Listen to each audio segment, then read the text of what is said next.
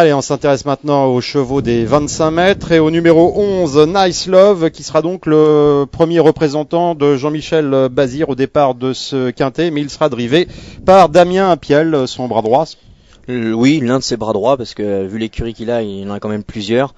Ce Nice Love, il ne sera pas déféré, vous l'avez dit, Patrick. Je pense qu'au 25 mètres, il va surtout se contenter de suivre et de faire la ligne droite. On peut le mettre en bout de combinaison, mais c'est certainement pas un coup sûr, loin de là. Ouais, Nico.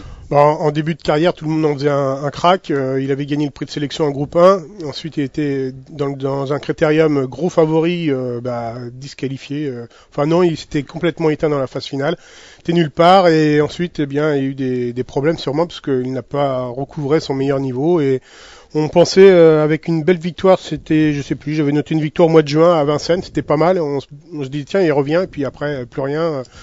Bon, difficile à situer en rendant 25 mètres, ça me paraît pas terrible. En plus, Jean-Michel Bazir a demandé à un de ses apprentis de le driver. Allez, le 12, Max de Guèze. Alors, c'est le deuxième atout de Jean-Michel Bazir au départ de ce quintet. Il vient d'enlever le Grand Prix Anjoumen sur la piste de Mêlée-du-Maine, c'est ça?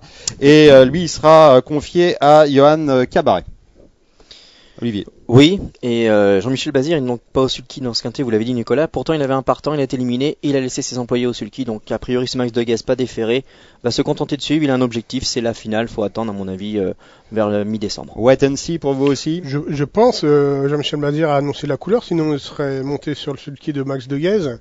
Bon, ils viennent quand même de battre la Lonzac, donc c'est quand même une référence, un super cheval. Mais bon, visiblement pas déféré, en rendant 25 mètres, ils vont pas courir offensif, ils vont se contenter seulement de faire que la ligne droite.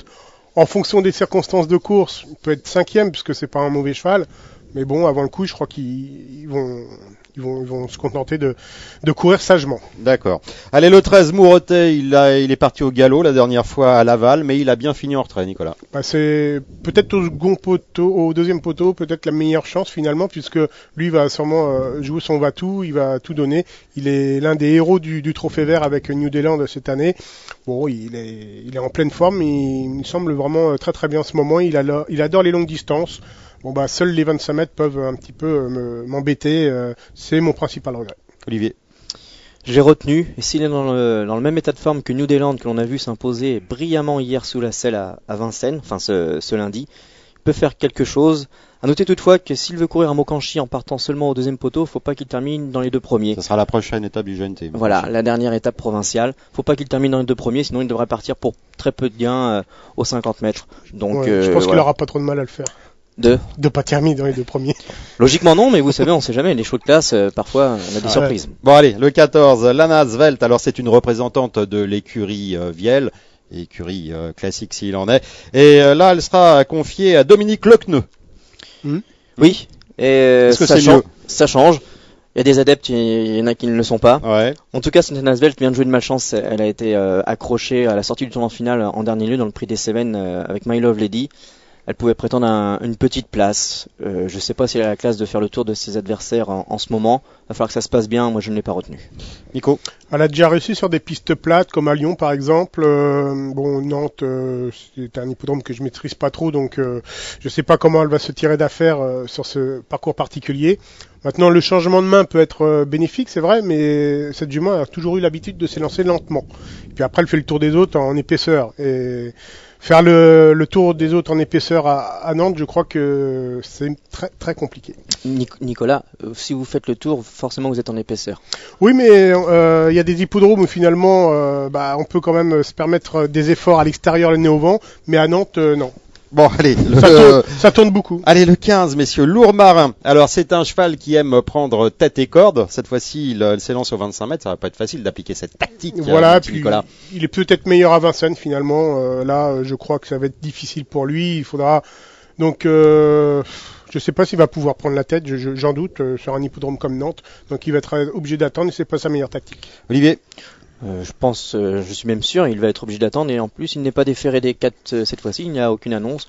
Logiquement, on va simplement le regarder courir pour les prochaines fois. D'accord. Allez, il reste 3 concurrents à étudier, les 3 concurrents qui vont rendre 50 mètres. C'est pas une sinécure. Ça. Alors, on a d'abord le 16, Nimrod Borealis. Alors, il est très régulier, mais est-ce qu'il a une chance aux 50 mètres? C'est le concurrent de classe du lot. Il est un tantinet meilleur lorsqu'il est sans ses chaussures.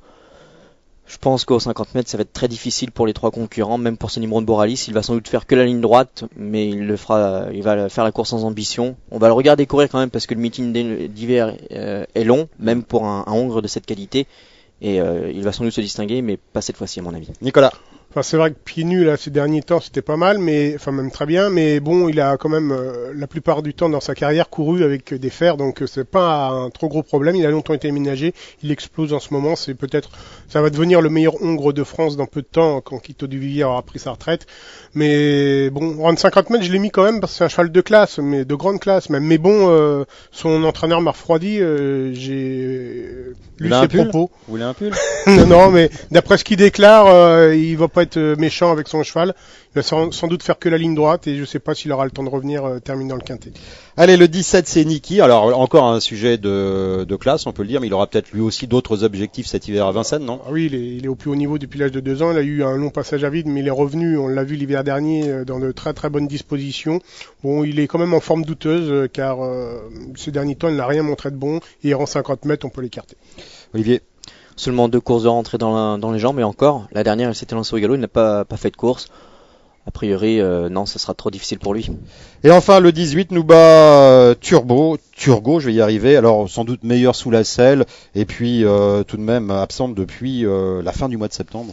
Oui, elle a décompressé après sa dernière tentative, et elle a d'autres objectifs en tête, notamment au mois de janvier, vous l'avez dit, sous la selle. Ok, Nico.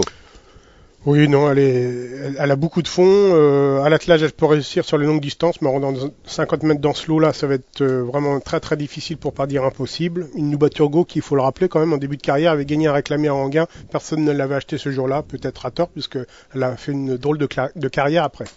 Ok, allez, c'est l'heure du choix. Une base, un outsider, vous connaissez la formule. Olivier Gallard, votre base pour cette 12e étape du GNT à Nantes. Eh bien, j'aime bien les nanas et ce sera Nana du Las Vegas, le numéro 4 avec un pilote qui connaît parfaitement la piste de Nantes, c'est Eric Raffin. Nicolas Labouras, votre base. Moi, j'ai choisi un cheval qui sera drivé par un pilote qui connaît très bien la victoire. C'est le 5, donc Nucléaire, drivé par Pierre Lévesque. Ça, c'est vrai qu'il connaît bien la victoire, notre ami Pierre. Vaut mieux connaître la victoire que la piste. Ouais. Allez, un outsider maintenant, Nicolas. Un outsider, le 7 qui est donc l'IGD, pieds nus, un bon cheval. Ouais, ah non, c'est des ferrés des 4, c'est vrai cette fois-ci. Olivier Gallard, un outsider, pour conclure. Eh bien, un autre concurrent des ferrés des 4 pieds, c'est, sans vouloir faire rire mes collègues, le numéro 2, Moqueur du Cailleux. Eh ben, on va pas se moquer du tout, parce que peut-être après l'arrivée, mais pour l'instant, on peut-être. se moque pas. Allez, voilà, l'émission est terminée. Prochain rendez-vous maintenant, mercredi, aux alentours de 14h, avec l'étude du quintet de jeudi à Vincennes. Olivier Gallard, vous avez un peu étudié cette course? Oui, une course avec des concurrents honnêtes, c'est pas la plus belle de la Réunion, parce que malheureusement, dans la plus belle, il n'y a pas assez de partants. Seulement 13. Ouais, bah, Oui, mais moi je vois bien Nuper dans ce quintet de jeudi là. Qui ça? Nuper. Bon, d'accord. Et ben, vous en saurez plus donc à partir de mercredi. En attendant, salut, bye bye. Quintez-vous bien. Salut.